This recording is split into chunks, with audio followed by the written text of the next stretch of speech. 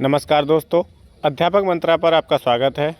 और हम R O के लिए टेस्ट सीरीज चला रहे हैं जिसमें हम हिंदी पढ़ रहे हैं। तो 3 टेस्ट हो चुके हैं अभी तक, मॉक टेस्ट कह लो या फिर प्रैक्टिस सेट कह लो। तो चलिए आज चौथा टेस्ट शुरू कर रहे हैं। और पहला प्रश्न है, इष्ट का विलोम क्या होगा। पहला क्या है, अभिष्ट, अशिष्ट, अनिष्ट या घृणा। तो इष्ट का विलोम क्या होगा, अनिष्ट हो जाएगा। क्या हो जाएगा, अनिष्ट। पहले का क्या हो जाएगा, सी हो जाएगा। फर्स्ट का क्या होगा, सी। अगला प्रश्न है, निम्न में प्रफुल्ल का विलोम क्या होगा। प्रफुल्ल का निराश होगा, दुखी या रोगी या म्लान। तो क्या हो जाएगा, प्रफुल्ल का म्लान हो जाएगा। 2 का क्या हो जाएगा, डी हो जाएगा। 2 का क्या होगा, डी, प्रफुल्ल का म्लान। प्रफुल्ल का विलोम म्लान होगा, जबकि सुखी का विलोम दुखी होगा तथा निरोगी का क्या होगा, रोगी। अगला है, निम्न में आकुंचन का विलोम क्या होगा। आकुंचन का क्या होगा, प्रकुंचन, संकुचन, प्रसरण या विस्फारण। तो आकुंचन का क्या हो जाएगा, प्रसरण। क्या हो जाएगा, प्रसरण। 3 का क्या हो जाएगा, सी। 3 का क्या हो जाएगा, सी, आकुंचन का प्रसरण। अगला है, उपसर्ग का विलोम क्या होगा। तो उपसर्ग का क्या हो जाएगा, प्रत्यय। 4 का क्या होगा, बी, उपसर्ग का विलोम क्या होगा, प्रत्यय हो जाएगा। अगला है, तिमिर का विलोम होगा अंधकार, प्रकाश, तम या ज्योति। तो तिमिर का विलोम क्या हो जाएगा, ज्योति हो जाएगा। और प्रकाश का क्या हो जाएगा, अंधकार हो जाएगा। ठीक है, तिमिर का विलोम क्या हो जाएगा, ज्योति, और प्रकाश का अंधकार हो जाएगा। तो 5 का क्या हो जाएगा, डी। अगला है, कुसुम का विलोम क्या होगा, कठोर, दृढ़, ठोस या वज्र। तो क्या हो जाएगा, कुसुम का वज्र हो जाएगा। 6 का क्या हो जाएगा, डी हो जाएगा। कुसुम का विलोम क्या होता है, वज्र होता है। कुसुम का विलोम वज्र होता है, जबकि ठोस का विलोम तरल होता है। और कठोर का क्या होगा, मुलायम हो जाएगा। ठोस का तरल, कठोर का मुलायम, और कुसुम का वज्र होगा। अगला है, साहचर्य का विलोम शब्द क्या होगा, वैमनस्य, असहयोग, विनियोग या अलगाव। तो साहचर्य का विलोम क्या हो जाएगा, अलगाव। 7 का क्या हो जाएगा, डी हो जाएगा। 7 का क्या होगा, डी। व्याख्या देखेंगे, साहचर्य का विलोम अलगाव होता है, जबकि सौमनस्य का विलोम वैमनस्य होता है। तथा संयोग का क्या होगा, असहयोग। संयोग का क्या हो जाएगा, असहयोग। अगला है, समष्टि का विलोम क्या होगा, अकेला, व्यष्टि, विशिष्ट या व्यक्तिगत। तो समष्टि का क्या हो जाएगा, व्यष्टि। समष्टि का विलोम क्या होगा, व्यष्टि। व्याख्या देखेंगे इसकी, समष्टि का विलोम व्यष्टि होता है। साधारण का विलोम क्या हो जाएगा, विशिष्ट, बोलते नहीं है, विशिष्ट अतिथि। और सामूहिक का विलोम क्या हो जाएगा, व्यक्तिगत। सामूहिक का विलोम क्या हो जाएगा, व्यक्तिगत।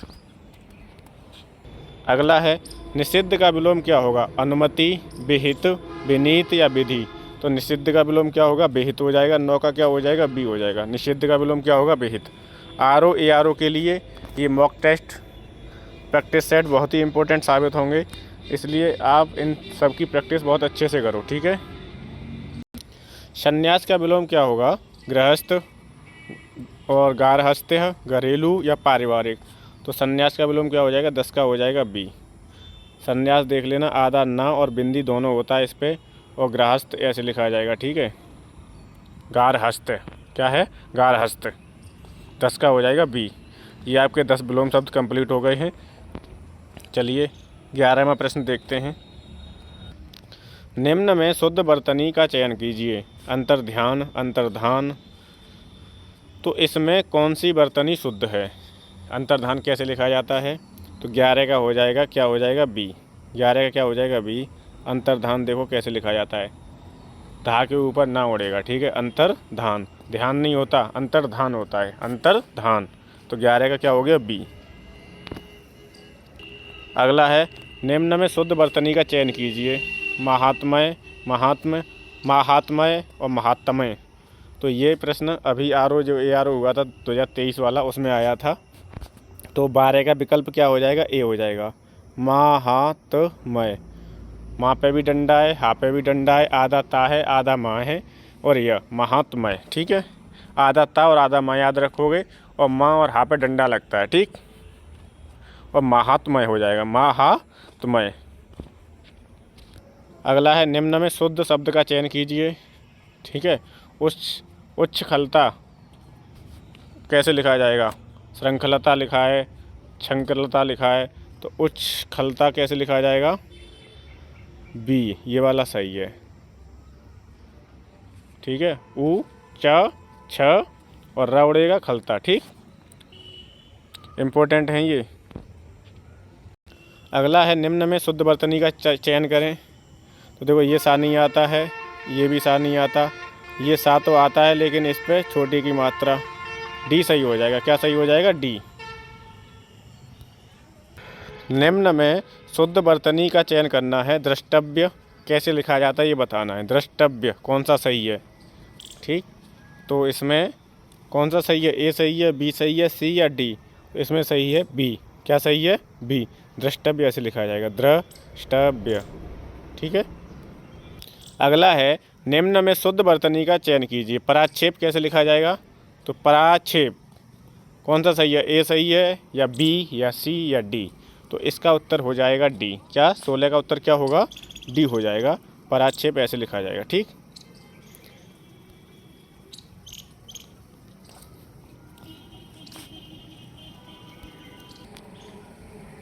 पराक्षेप कैसे लिखा जाएगा? ये पराक्षेप शुद्ध रूप है, पराक्षेप। निम्न में शुद्ध वाक्य का चयन कीजिए। फल बच्चे को काट कर खिलाओ, बच्चे को काट कर फल खिलाओ, बच्चे को काट कर फल खिलाओ, या बच्चे को फल काट कर खिलाओ, काट कर फल बच्चे को खिलाओ। तो इसका क्या हो जाएगा? सी सही हो जाएगा। बच्चे को फल काट कर खिलाओ। 17 का क्या हो जाएगा? सी। 17 का क्या हो जाएगा भाई? सी हो जाएगा। सी उत्तर बिल्कुल सही है। बच्चे को फल काट कर खिलाओ। अगला है निम्न में शुद्ध वाक्य का चयन कीजिए। कृपया आज का अवकाश देने की कृपा करें। आज का अवकाश कृपया देने की कृपा करें। आज का अवकाश देने की कृपा करें। हम लोग जब एप्लीकेशन लिखते हैं तो उसमें भी तो यही लिखते हैं, कृपया आज का अवकाश देने की कृपा करें, या इतने से इतने दिन का अवकाश देने की कृपा करें। ठीक है, तो कौन सा सही हो जाएगा? सी। आज का अवकाश देने की कृपा करें। ठीक है, तो 18 का क्या हो जाएगा? सी हो जाएगा। 18 का क्या होगा? सी। अगला है निम्न में शुद्ध वर्तनी का चयन कीजिए। अधिकारियों ने कागजात की जांच की, निरीक्षण किया, परीक्षण किया, अन्वेषण किया। तो कागज़ों की क्या होती है? जांच होती है। तो 19 का क्या हो जाएगा? ए। अधिकारियों ने कागजात की जांच की। कागजात की क्या की? जांच की। तो जी बिल्कुल सही है। कागजात के साथ जांच ही आएगा। ठीक है, जब कोई जगह होती है उसका क्या किया जाता है? निरीक्षण किया जाता है। जैसे अधिकारियों ने विद्यालय भवन का निरीक्षण किया, तो तब जांच नहीं आएगी, तब क्या होगा? निरीक्षण किया। अगला है निम्न में से शुद्ध वाक्य का चयन करें। पेड़ से पत्ता गिरी, ये तो गलत हो गया। पेड़ से पत्ता गिरा, पेड़ में से पत्ता गिरा, पत्ता गिर पड़ा पेड़ से। तो पेड़ से पत्ता गिरा, बी बिल्कुल सही हो जाएगा। 20 का क्या हो जाएगा? बी हो जाएगा। 20 का क्या होगा? बी। निम्न में से कौन सा तत्सम शब्द है? तो उलाहना का उपालंब होता है, तो उपालंब क्या हो जाएगा? तत्सम हो जाएगा। उपालंब क्या है? तत्सम है। इसका है ये। उलाहना क्या है? ये तद्भव है। ये क्या है? तद्भव। ठीक है, उलाहना का तत्सम क्या हो जाएगा? उपालंब। तो 21 का क्या हो जाएगा? सी। इनमें से कौन सा तत्सम है? तो उपालंब जो है वो क्या है? तत्सम है। अगला है निम्न में से कौन सा शब्द तत्सम नहीं है? तत्सम नहीं है तो मतलब क्या है? तद्भव है। तो कौन सा है? आँख हो जाएगा। आँख क्या हो जाएगा? तद्भव हो जाएगा। और आँख का तत्सम क्या होता है? आँख का हो जाता है अच्छी। आँख का क्या होता है? अच्छी। आँख का तत्सम क्या होगा? अच्छी। और अच्छी कैसे लिखा जाएगा? आँख का तत्सम होगा अच्छी। ठीक है, 22 का क्या हो जाएगा? ए हो जाएगा। 22 का क्या होगा? ए।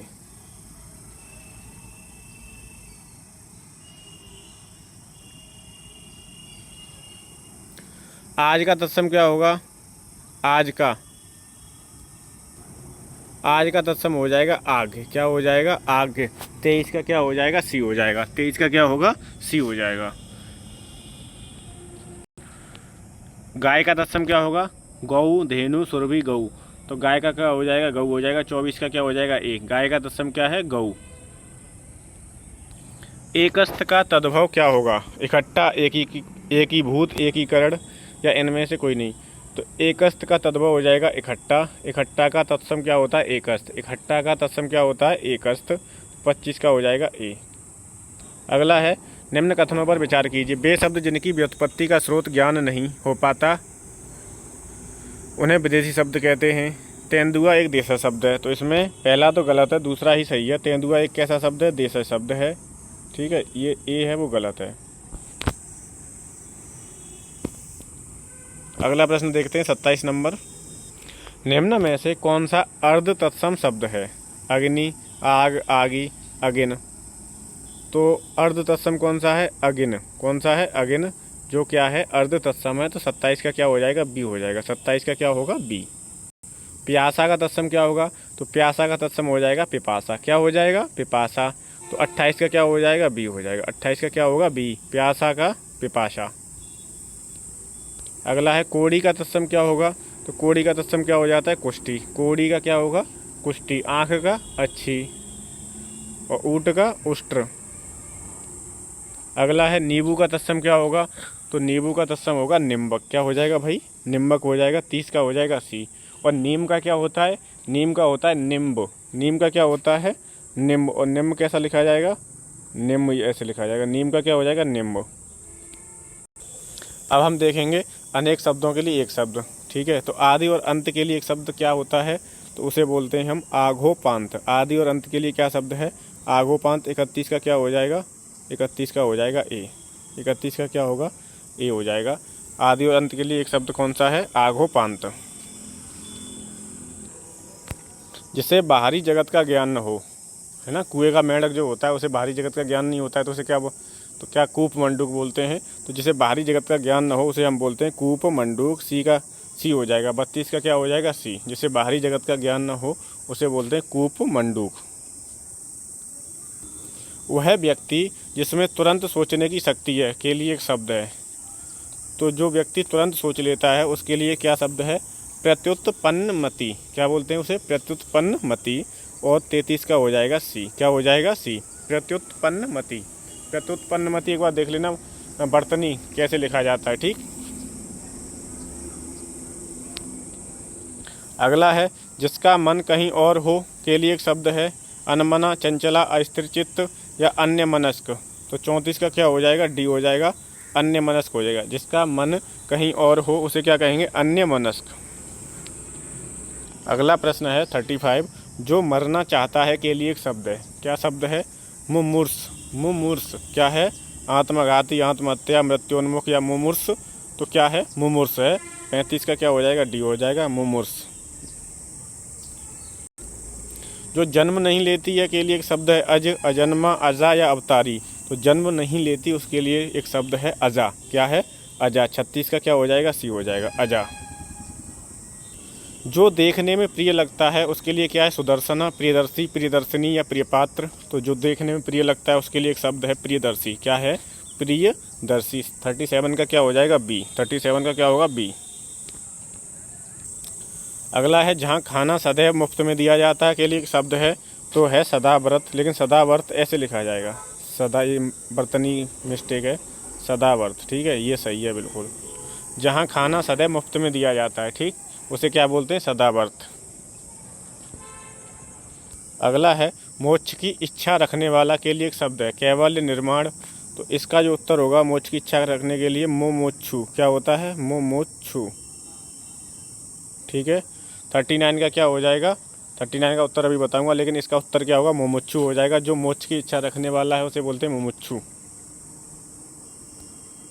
तो 39 का उत्तर क्या हो जाएगा भाई? डी हो जाएगा, मुमुक्षु हो जाएगा। क्या हो जाएगा? मुमुक्षु, जो मोक्ष की इच्छा रखने वाला। जो युद्ध करने की इच्छा रखता है, इच्छा रखने के लिए क्या कहेगा? युयुत्सु। युयुत्सु, युद्ध की इच्छा रखता है। जो युद्ध करने की इच्छा रखता है उसके लिए क्या हो जाएगा? युयुत्सु। अब हमारे 41 से 50 तक चलेंगे पर्यायवाची। तो उरग किसका पर्यायवाची है? हिरण का, सर्प का, हाथी का या घोड़ा का? उरग होता है सर्प का पर्यायवाची। बाज किसका होता है? सर्प का। ठीक है। भुजंग किसका होता है? सर्प का। उरग किसका है? सर्प का। अगला है तुंग किसका पर्यायवाची है? कमल का, वृक्ष का, सूर्य का, पर्वत का। तो तुंग किसका है? पर्वत का है। तो डी हो जाएगा इसका उत्तर। क्या हो जाएगा? डी हो जाएगा। तुंग किसका पर्यायवाची है? पर्वत का। अगला है त्रियामा किसका पर्यायवाची है? तो त्रियामा देवता का, लक्ष्मी का, रात्रि का या अली का? तो त्रियामा किसका है? रात्रि का पर्यायवाची होता है। त्रियामा किसका है? रात्रि का। अगला प्रश्न है निम्न में चंद्रमा का पर्यायवाची कौन सा है? दिनकर, द्विजराज, मनोज या मार्तंड। तो चंद्रमा का पर्यायवाची कौन सा हो जाएगा? द्विजराज हो जाएगा। 44 का क्या होगा? बी हो जाएगा। 44 का क्या हो जाएगा? बी। द्विजराज किसका है? चंद्रमा का पर्यायवाची है। निम्न में से कौन अग्नि का पर्यायवाची है? मही, अनिल, शिखी या परावर। तो शिखी किसका है? शिखी, शिखंडी। वैसे शिखी मोर का भी होता है, लेकिन शिखी किसका है? अग्नि का भी है। शिखी अग्नि का भी पर्यायवाची है और मोर का भी है। ठीक है। निम्न में से सब्यसाची किसका पर्यायवाची है? कृष्ण, इंद्र, कर्ण, अर्जुन। सब्यसाची किसका है? अर्जुन का है। 46 का क्या हो जाएगा? डी हो जाएगा। 46 का क्या होगा? डी। अगला है कंदर्प किसका पर्यायवाची है? कंदर्प इंद्र का, यम का, वरुण का या कामदेव का। तो कंदर्प किसका है? कामदेव का पर्यायवाची है। 47 का डी हो जाएगा। 47 का क्या होगा? डी। हाटक निम्न में से किसका पर्यायवाची नहीं है? नहीं लगा है। ठीक है। कनक, कंचन, जातरूप ये सब सोना के पर्यायवाची हैं। हाटक भी किसका होता है? सोना का। बिलोचन नहीं है, बिलोचन। ठीक है। 48 का क्या हो जाएगा? डी। और बाकी ये कनक, कंचन और जातरूप, हाटक ये सब सोना के पर्यायवाची हैं। अगला प्रश्न है सफरी किसका पर्यायवाची है? मछली का, सारंग का, तोता या सर्प का। सफरी किसका है? मछली का पर्यायवाची है। 49 का क्या हो जाएगा? ए हो जाएगा। 49 का क्या होगा? ए। अर्डव किसका पर्यायवाची है? अर्डव समुद्र, इंद्र, नदी, यमुना। तो अर्डव किसका है? समुद्र का। 50 का क्या हो जाएगा? ए हो जाएगा। 50 का क्या होगा? ए। प्रतिभाशाली बच्चे की सराहना होती है में विशेष्य है। प्रतिभाशाली क्या है? प्रतिभाशाली तो विशेषण हो जाएगा। ठीक है। और बच्चे क्या हैं? विशेष्य। तो 51 का क्या हो जाएगा? बी हो जाएगा। बच्चे क्या हैं? विशेष्य हैं। अगला प्रश्न है निम्न में से कौन गुणवाचक विशेषण नहीं है? गुणवाचक देखो, गोल क्या है? गुण है किसी वस्तु का। ठीक है। नुकीला भी गुण है, भीतरी भी। अधिक क्या है? अधिक गुण नहीं है। ठीक। तो अधिक किस में ज़्यादातर आता है? प्रविशेषण में। तो क्या हो जाएगा इसका उत्तर? बी हो जाएगा। 52 का क्या हो जाएगा? बी हो जाएगा। ये विशेष गुणवाचक विशेषण नहीं है। निम्न में से कौन सा विशेषण अविकारी है? तो सूखा, अगला, सुंदर या पिछला। तो कौन सा विशेषण अविकारी है? सुंदर। 53 का क्या हो जाएगा? सी हो जाएगा। 53 का क्या होगा? सी। निम्न में से कौन संख्यावाचक विशेषण के भेद हैं? गणनावाचक, क्रमवाचक, समुदायवाचक। ये सब हैं किसके? संख्यावाचक के। एक आवृत्तिवाचक होता है, वो भी इसी का ही भेद है। मोहन घोर परिश्रमी विद्यार्थी है। उपयुक्त वाक्य में घोर क्या है? तो घोर से क्या हो रहा है? और विशेषता, विशेषण की भी जो विशेषता बता रहा है। तो घोर क्या हो जाएगा? हमारा प्रविशेषण हो जाएगा। 55 का क्या हो जाएगा? सी। 55 का क्या होगा? सी। एक एक शब्दों में किस प्रकार का संख्यावाचक विशेषण होगा? तो आवृत्तिवाचक में दूना, तिगुना, चौगुना होता है। समुदायवाचक में दोनों, तीनों, चारों होते हैं।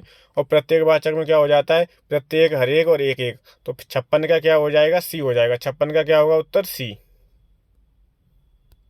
अगला है भली भांति शब्द किस प्रकार का क्रिया विशेषण है? रीतिवाचक, स्थानवाचक, व्यवहारवाचक या भाववाचक। तो भली भांति किस प्रकार का है? रीतिवाचक। कैसा है? 57 का हो जाएगा ए। भली भांति जो शब्द है वो कैसा है? रीतिवाचक।